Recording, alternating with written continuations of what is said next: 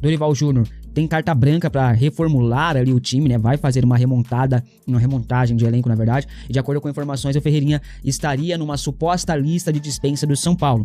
Em breve eu vou fazer um vídeo falando sobre essa lista de dispensa, quais jogadores estariam nessa lista, porque temos atualizações importantes neste caso, tá? Bom, no Vitória, a chegada de Ferreira é vista como uma oportunidade de elevar o nível técnico da equipe, né?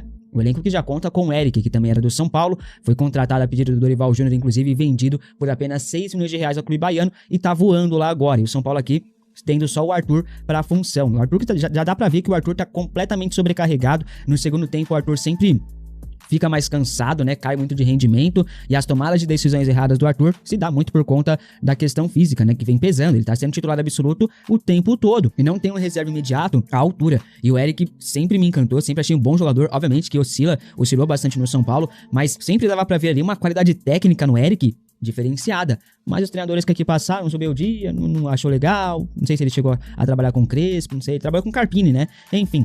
Ferreirinha chegou a receber sondagens com valores ali na casa dos 6 milhões de euros, mais ou menos, né? E o São Paulo, rapaziada, tem pouca porcentagem dos direitos econômicos do Ferreirinha.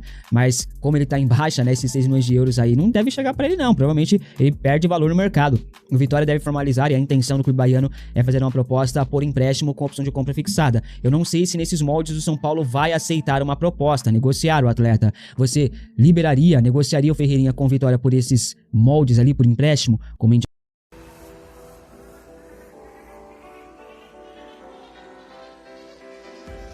Tá tudo bem, não vai ter problema, mas Marcos Antônio não pode ser negociado. Dorival Júnior vê ele ali como peça principal no São Paulo. Inclusive tem informação, o São Paulo tá doido no mercado aí atrás de um camisa 10, já falei isso pra vocês, né? E tem a informação aí que se o São Paulo não achar esse camisa 10, quem vai fazer a função de armador de camisa 10 ali é o Marcos Antônio, beleza? Ele vai jogar mais à frente. O Cauli provavelmente será banco merecidamente, né, galera? E agora a informação que chega é que o Eric Pulgar não vai permanecer no Flamengo após a Copa do Mundo. Ele que é chileno, ele deve ser negociado, então o Flamengo está atrás de um jogador para contratar pro lugar do Eric Pulgar, beleza, rapaziada? E o jogador que o Flamengo quer é o Marcos Antônio. Algumas fontes estão dizendo, fontes do Flamengo, não são do São Paulo, que o Flamengo estaria disposto a oferecer 23 milhões de euros mais algum jogador para conseguir a liberação do Marcos Antônio. Mano, na moral, se chegar a 23 milhões de euros, eu duvido muito que o São Paulo não vai negociar esse jogador. Duvido muito, rapaziada. Eu acredito, é 100% de certeza que o São Paulo vai negociar. 23 milhões de euros é muito dinheiro mesmo.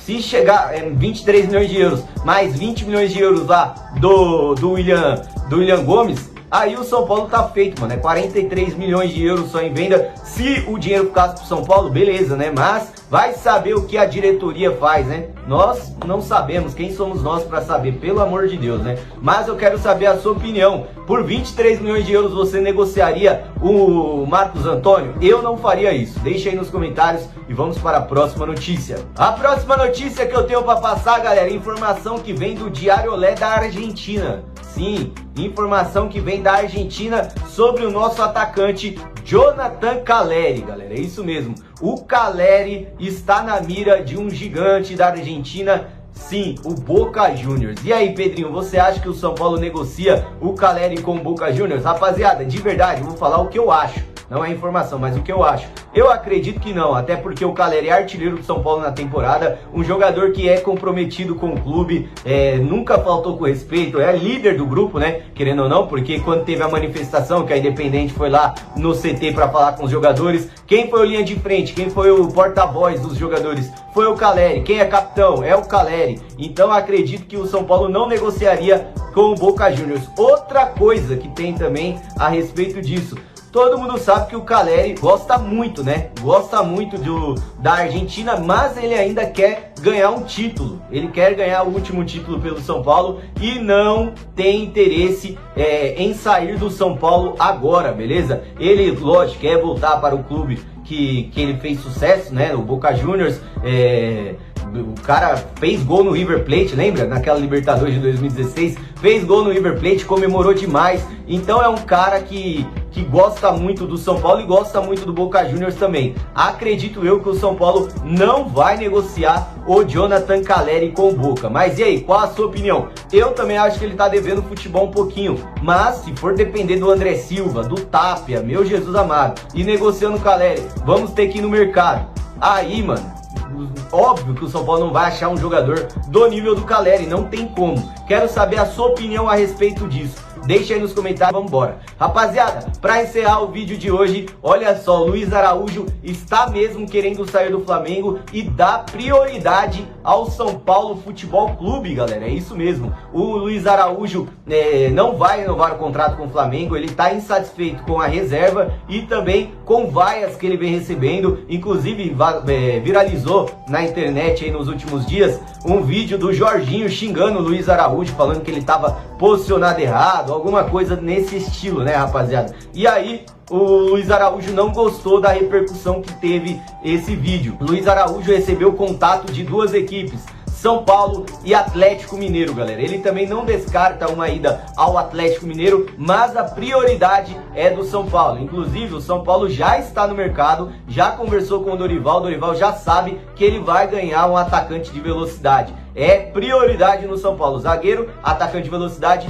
e um meia armador. Essa é a ideia do São Paulo para a janela do meio do ano. Eu gosto muito do Luiz Araújo, desde que ele surgiu aqui no São Paulo, eu gostava demais dele, fiquei triste que ele foi negociado, mas acredito que é um excelente atacante, velocista, finaliza de esquerda muito bem, então eu gostaria da contratação do Luiz Araújo. Também, é claro, gostaria do Everton Cebolinha, né? Mas se fosse para escolher entre um ou outro, eu acredito que eu ficaria com o Luiz Araújo. E aí, você, qual a sua opinião sobre a possível vinda do Luiz Araújo? Deixa aí nos comentários, galera. Quem retorna é o Pablo Maia, 100% recuperado, está relacionado e pode ser até titular desse confronto. Vamos trazer para vocês agora a provável escalação do São Paulo. Vou subir na tela aqui e a gente comenta um pouquinho sobre essa escalação do nosso tricolor aí para vocês, com Rafael no gol, Lucas Ramon, Sabino, Alan Franco e Wendel, Danielzinho, Pablo Maia, Luciano, Arthur, Calleri e Ferreirinha. Essa é a provável escalação para o duelo contra o Botafogo. Quero saber o seu palpite, comenta aqui embaixo quanto que vai ser esse jogo. Duelos contra o Botafogo ultimamente tem sido bastante difícil e complicado, né? É um time até bom do São Paulo, que eu espero aí que entregue um bom futebol e consiga a vitória. Não vai ser um jogo fácil aí, mas eu acho que o São Paulo consegue talvez aí beliscar a primeira vitória aí no comando de Dorival Júnior. Rapaziada, ontem comentei com vocês sobre o Matheus Belém, que ele foi reintegrado ao elenco. Isso foi ontem, né? À noite, a informação que eu soltei para vocês. Porém, hoje já tem uma nova atualização, onde o Matheus Belém não será aproveitado pelo Dorival Júnior.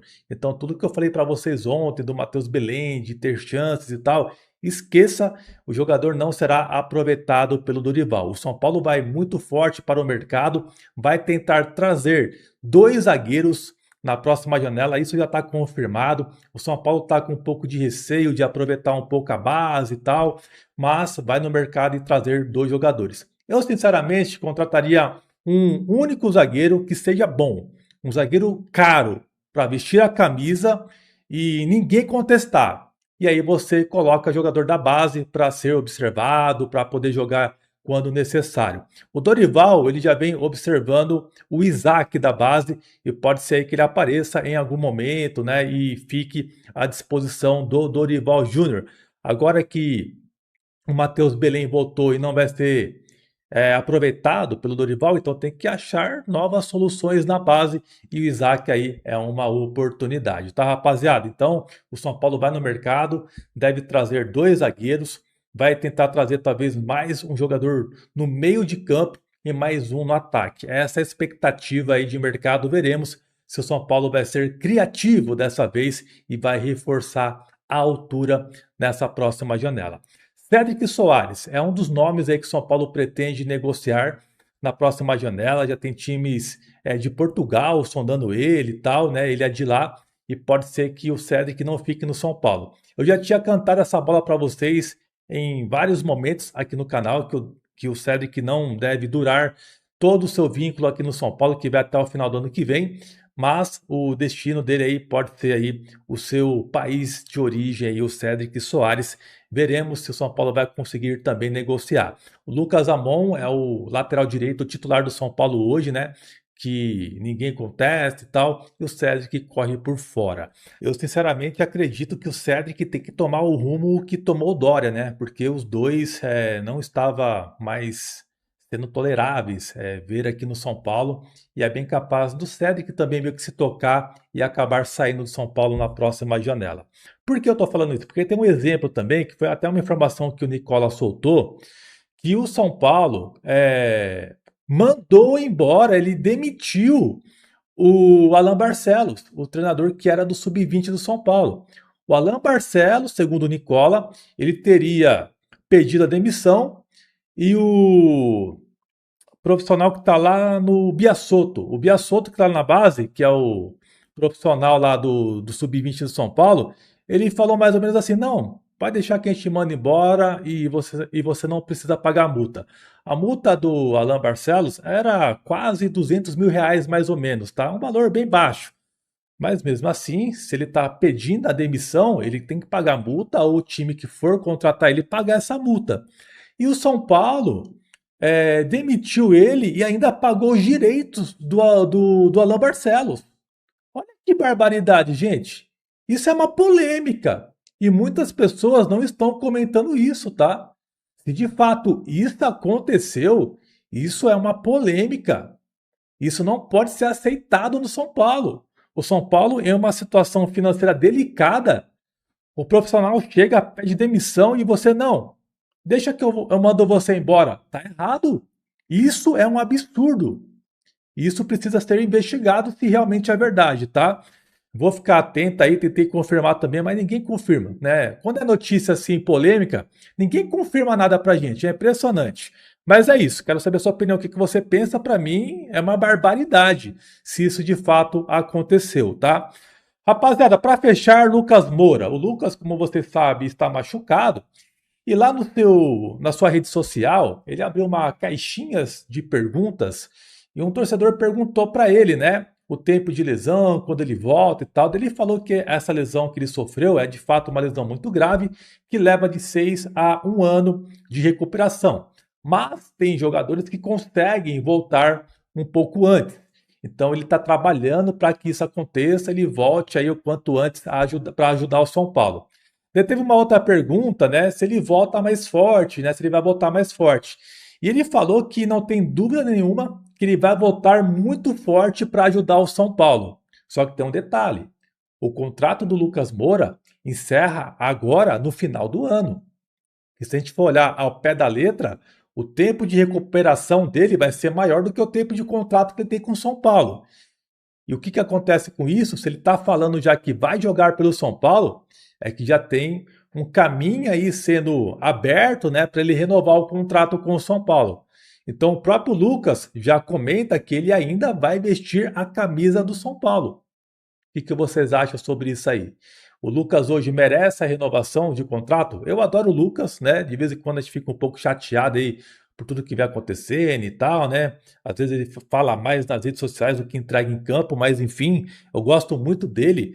Mas o clube precisa ver como que ele vai se recuperar ainda, como que vai ser essa recuperação dele, né? Se ele vai voltar de fato bem e já vai renovar o contrato. Da forma que ele falou e se expressou, ele vai voltar ainda e vai jogar no São Paulo. Ano que vem, né? Esse ano já era. Então, ano que vem, ele não tem mais contrato. A gente entende que ele vai renovar com o São Paulo. Quero saber muito a sua opinião, o que você pensa sobre isso. Comenta aqui embaixo, tá, rapaziada? Mas vamos nessa, vamos comentar aqui com vocês uma coisa que muita gente me pediu.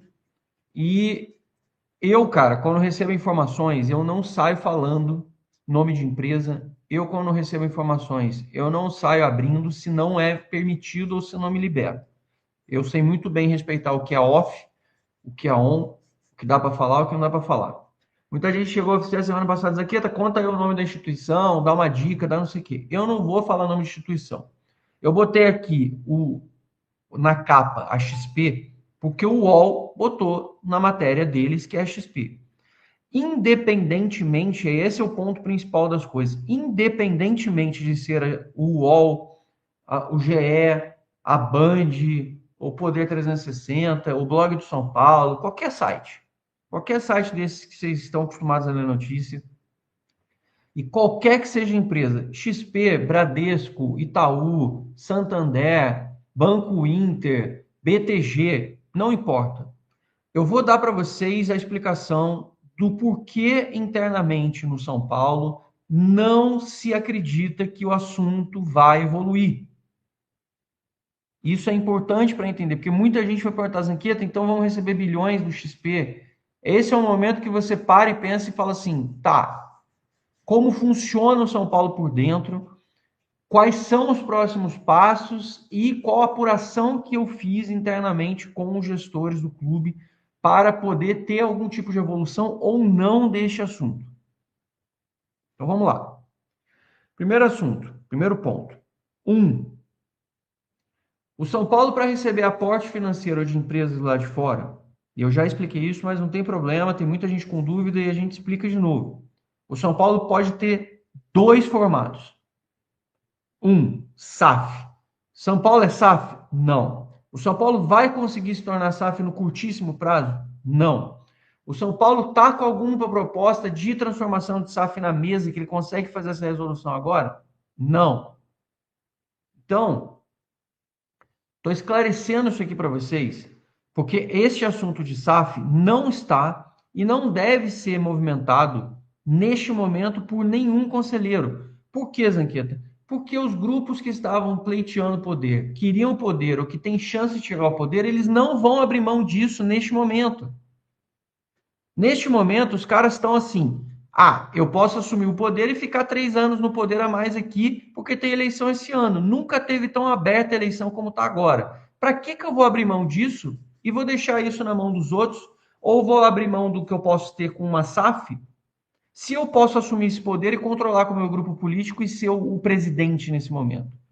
Mas a SAF não pode ser importante para fazer essas transformações? Sim, mas daí a pessoa pode querer trazer para ela, pode não, quer trazer para ela esse poder de decisão, porque a pessoa vai estar no holofote, vai ser protagonista, vai ser ator principal, vai ser uma pessoa que pode entrar para a história, vai fazer a movimentação e todo mundo vai lembrar, e a pessoa vai, obviamente, assumir um protagonismo no mercado, chamando fornecedores, conversando com a imprensa, falando com a torcida, ainda pode postular um cargo futuro em determinado assunto, como chefe do conselho de administração, mesmo que vire SAF, tem isso, né? Tem chefe do conselho de administração, sim senhor, da parte societária que o São Paulo possa continuar. O São Paulo não vai vender 100% das ações, vai vender 49%, 51%, 30%. Sim, essa é que é a grande coisa. Então, nenhum deles vai abrir mão, amigo. Então, no curto prazo, você fala assim, mas os caras não estavam lá com uma comissão aberta para poder fazer proposta de reforma estatutária? Estava com proposta aberta de reforma estatutária, mas foi desfeita a comissão. A comissão foi desfeita.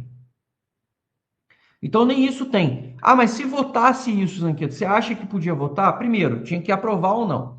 Se aprovasse, o que eles estavam propondo era a aprovação da flexibilização da reforma do estatuto. Não era nem a transformação em SAF. Para daí sim, no ano que vem, ou no final do ano, São Paulo aí sim fazer essa votação. Para daí sim tentar se transformar em SAF. E qual é o ponto? O ponto é, quem ganhar a eleição não tem muito interesse de fazer essa mudança rápida. Quem perder a eleição, aí vai levantar a bandeira e falar assim, temos que virar SAF. Quer apostar? Eu aposto com vocês, aposto o que vocês quiserem, que quem ganhar a eleição vai enrolar para fazer, ou vai falar que vai promover um estudo, vai desenvolver e vai ficar na pasmaceira de sempre, ou quem perder vai falar, temos que fazer isso porque é a única salvação do clube. Como sempre. Por quê? Porque aí o cara vai falar, vou esperar mais 3 anos? Nem fudendo. Vou pressionar a SAF agora porque é isso que é bom para mim. Porque daí o cara diminui o mandato dele e a gente pleiteia a SAF e foda-se ele que acabou de entrar como mandato. É o jogo de poder. Isso precisa estar claro nesse tabuleiro para você. Você não pode ficar desguarnecido de informações ou ficar no mundo ilusório das coisas. Essa é a parte da SAF. Vamos para a segunda parte? A segunda parte é o que eu já cansei de falar. Zanqueta, mas nós somos um clube, somos uma instituição associativa, tem como fazer a proposta hoje? Tem. Como? Através de criação de fundo. Ah, mas já não tivemos o FDIC? Já não foi proposto o FIP de Cotia? Não dá para ser criado um novo fundo com outro formato? Dá. Só que todos os fundos que são criados com esse formato associativo que temos, eles carregam uma característica única. Todos eles significam que você pega um dinheiro emprestado, um dinheiro antes de investimento ou aporte, que no final das contas ele passa a ser um aporte de capital antecipado, e o São Paulo tem que dar alguma contrapartida para o seu investidor, para aquele que aportou o dinheiro. E essa contrapartida hoje no mercado, ela é extremamente leonina, ela é extremamente, como é que eu posso, outra palavra para usar além de leonina? Ela é extremamente asfixiante, ela sufoca você. Por quê? Porque a taxa Selic está muito alta. A taxa de juros brasileira ela está absurda. Quem tem investimento sabe que os valores de rendimento de dinheiro, monetização, pagamento de juros ou qualquer coisa do gênero, eles estão extremamente altos. Bom dia, Catinha, tudo bem? Então, qualquer pessoa que tem, se você deixar de pagar o seu cartão de crédito naquele mês, bicho, no outro mês você já está pagando uma fábula de dinheiro. Se você deixar 2, 3, você está fudido, porque você não consegue mais reverter a bola de neve. É por isso que o povo brasileiro, hoje, é um dos povos do mundo com maior nível de endividamento, porque o cara entra para contrair uma dívida, ele não consegue pagar, porque a dívida fica impagável ao longo do tempo por conta dos juros compostos. Isso acontece com quem deve no mercado, como os clubes de futebol. Como que você consegue escapar disso que normalmente apresenta a solução? Uma SAF aporta imediatamente o dinheiro, você cessa o valor que você tem de dívida com bancos, que é os juros mais caro, e aí sim, você mata essa dívida bancária e essa dívida bancária você deixa de sufocar você, e aí você começa a ter esse dinheiro, em vez de você pagar 100 milhões de juros por ano, que é o caso do São Paulo, vou repetir, 100 milhões de reais de juros por ano, que é dinheiro que vai para o lixo. Você usa 100 milhões para coisas úteis. Imagina se o São Paulo todos os anos pudesse investir 100 milhões de reais em jogador, ao invés de investir em juros de pagamento de banco. Essa é a diferença. Não à toa as instituições financeiras no Brasil, elas batem recorde atrás de recorde, atrás de recorde, atrás de recorde, todos os dias no mercado. Por trás dessas propostas mirabolantes, que todo mundo acha, mas a XP pode botar 1,5 bilhão, eu li lá, pode botar 2 bi na conta do São Paulo, vai resolver tudo. Não resolve. Porque se o cara te empresta o dinheiro com juros abaixo do mercado, significa que ele está desvalorizando o dinheiro dele. Você acha que algum banco vai botar dinheiro em algum lugar, instituição, ou te dar dinheiro para ele receber menos do que ele tinha antes? Esse é o problema que o São Paulo tem hoje. O São Paulo está esmagado dentro da sua própria estrutura. O São Paulo não consegue resgatar dinheiro, não consegue trazer grana para si próprio por conta disso. Então, o São Paulo não consegue fazer essa modelagem. Por quê? Porque na hora que o dinheiro vier para o São Paulo no mercado, o dinheiro para o São Paulo ele vai custar mais caro e ele vai continuar sendo juros asfixiantes. Aí você faz o seguinte, não, mas eu pego e faço isso com uma empresa só, talvez os juros fiquem menor no mercado. Vamos imaginar que seja isso. Aí eles vão cobrar uma contrapartida. Qual contrapartida? Já falaram da renda do Morumbi, já falaram de venda de meninos de Cotia, já falaram de verba de TV e já falaram patrocínio master. Gente, se o São Paulo perder esses dinheiros e o São Paulo não tiver isso no seu fluxo de caixa corrente todos os meses, o São Paulo está completamente fodido. O São Paulo não sobrevive sem esse dinheiro no seu fluxo de caixa corrente. O São Paulo precisa disso. Por isso, internamente, quando eu converso com as pessoas falam assim, eu falo, cara, mas você está vendo alguma expectativa? Você tem alguma projeção? Você acha que dá para dar certo? Você acha que a gente consegue? Você acha que dá para, no mínimo, se iludir e ter uma esperança, falar assim, poxa, seria muito legal se desse certo, se uma XP viesse, se um Bradesco viesse, se um Itaú viesse, se um Santander viesse? Eles não conseguem achar uma fórmula que seja útil para nós. Quando eu falo com os caras sobre isso, eles falam assim para mim, Zanqueta, não se iluda. Estou falando para você claramente, não se iluda, porque isso ela acaba se tornando muito mais uma forma midiática de você conseguir trazer atenção para os envolvidos no processo do que efetivamente isso fazer sentido para a instituição. Então, eu estou dizendo para vocês pela apuração que eu fiz. Amanhã pode chegar alguém e falar, vocês veem que toda hora alguém aparece e conta uma história nova.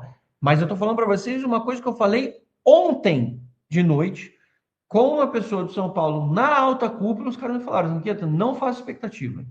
E não passe expectativa para o seu público. De acordo com informações divulgadas pelo jornalista Valentin Furlan, o São Paulo realizou uma consulta ao Flamengo para entender a situação de Everton Cebolinha. O atacante possui vínculo com o clube até dezembro. Porém, segundo a fonte, o time carioca descartou qualquer possibilidade de negociação em moldes considerados de baixo custo. Internamente, a diretoria entende que o jogador ainda possui valor esportivo para o elenco. Diante deste cenário, as conversas não avançaram entre os clubes. Nos bastidores, neste momento, o negócio é tratado como praticamente descartado, principalmente pela postura firme adotada pelo Mengão. Na atual temporada, o atleta acumula 20 partidas disputadas pelo rubro-negro. Ele balançou as redes em 3 oportunidades e, além disso, também contribuiu com mais uma assistência. E uma informação de última hora, de acordo com o jornalista Gabriel Sá, o jovem talento da base Gustavo Santana, atacante titular na campanha da Copinha dessa temporada, foi relacionado por Dorival Júnior para a partida de hoje contra o Botafogo. E aí, torcedor, deixe nos comentários o seu palpite para o confronto de hoje entre São Paulo e Fogão. O meu é 1-0 para o tricolor.